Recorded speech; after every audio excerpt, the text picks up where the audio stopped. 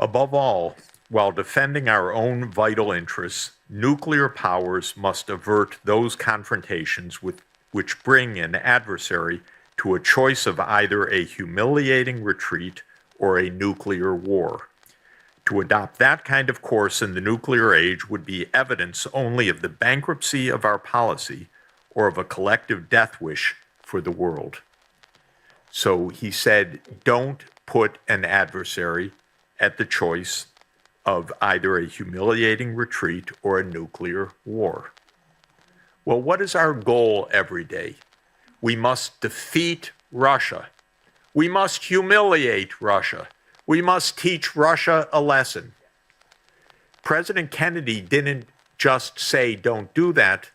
In this long and wonderful speech, he says, above all, we must avoid that. He knew what he was talking about. It was 8 months after the Cuban Missile Crisis, which nearly ended the world. So above all, we shouldn't be doing precisely what we're doing right now.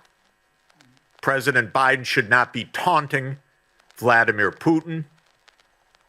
The number of times the word humiliating is put with delight in the English language press is really impressive.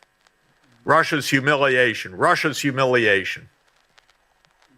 So what we're doing is exactly the opposite of what President Kennedy urged and what President Kennedy proved could actually lead to peace.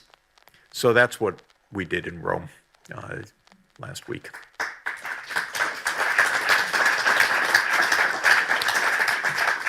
Okay, I guess with the last round here, I have a couple of questions on this side. This woman in the back first. I have some reflection here, so I can't really. Thank you, Professor Gärtner. Ulrike Neuhauser. Sorry. Thank you very much, Professor Sachs, for your very interesting speech and deliberations. That puts me, I was a student at Columbia too for one semester in the late 1980s at Columbia School, my question would be, so why is President Biden so ill-advised to progress U.S. foreign policy into the 21st century? Why is he staying still in the 20th century? And why is he not furthering or going beyond the advice of the military-industrial complex? I mean, in hindsight, in a few years from now, he would be ill-advised to follow the advice of the people in power behind the scenes. So why is it not possible for President Biden to choose a different path, first of all? And second of all, may I ask you, please, to advise the European Commission in the future on its foreign policy? Please, can we have you here in Europe to help us see what's really happening in the world? Thank you so much. All right. Mr. Fischer.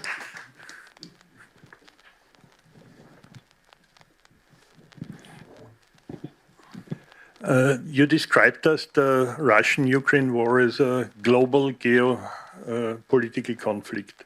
And when you spoke about the history of this war, you said that American states did many mistakes, especially in misinterpreting the signals coming from Russia and intent.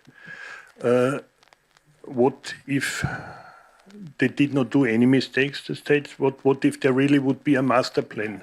You mentioned Mr. Brzezinski, and if I'm not mistaken, Mr. Brzezinski also said the one who is controlling the European-Asian plate will control the world. That's correct. If the United States have the wish to be the world's leader, to be the number one in the world, then the competition will not be in China and will not be in Russia, then Europe is the only reasonable competition.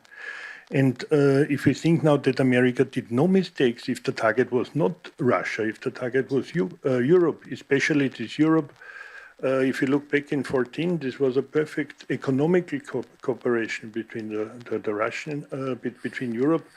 This all is destroyed now. So I don't see any disadvantage for the American states. So, what am I allowed to believe, or is this a conspiracy theory, or is there something behind? Okay, two more. Mr. Müller, Wolfgang Müller. Thank you very much. Your argument and your narrative is very compelling indeed. To briefly summarize, the United States is guilty for everything. I don't want to go into details. I just want to rectify some parts of your description of the prehistory of the Russian invasion of Ukraine.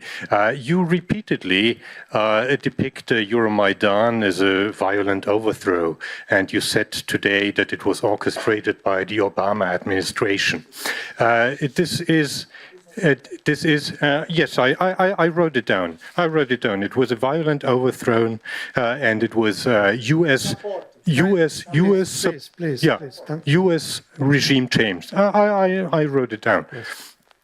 And well, as you certainly know, this contradicts the majority scholarly opinion, and you're a famous economist. I'm the Russian chair at this university here, and I know many colleagues, and I know what the state of the art is, and it's certainly clear that the Euromaidan was a popular revolution.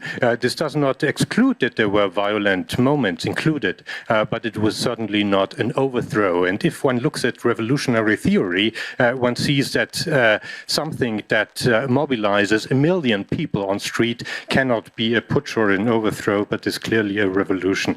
Secondly, you referred, and I'm going to try to be very short, to aggravated ethnic tension. And you also mentioned that you are familiar with the situation in Ukraine, as perhaps I am. There is no violence, there is no tension in Ukraine, and there was also no restriction against the usage of Russian language in Ukraine. In fact, before 1991, there were many periods in the Ukrainian history that Ukrainian language and culture were suppressed by the Russian. But after 1991, there was some struggle, political struggle, about allowing the Russian language to be accepted as an official language on a regional level, which was established from 2012 until 2019. And this is the fact that was the legal situation that was valid when Russia started the conflict in 2014. Coming back to this